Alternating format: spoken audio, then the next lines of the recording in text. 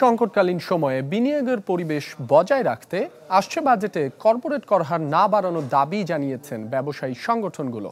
আর পরিস্থিতি বিবেচনায় ব্যক্তি পর্যায়ে করমুক্ত আয়কর সীমা ৬ লাখ টাকা করার পরামর্শ দেয় বাংলাদেশ অর্থনীতি সমিতি।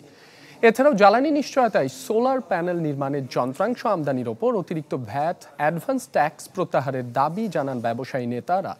এ সময় যেসব শিল্প দীর্ঘদিন ধরে নানা ধরনের ছাড় পেয়ে আসছে তাদের বর্তমান বাস্তবতায় সরকারকে সহযোগিতা করার মানসিকতায় এগিয়ে আসার আহ্বান জানান এনবিআর চেয়ারম্যান।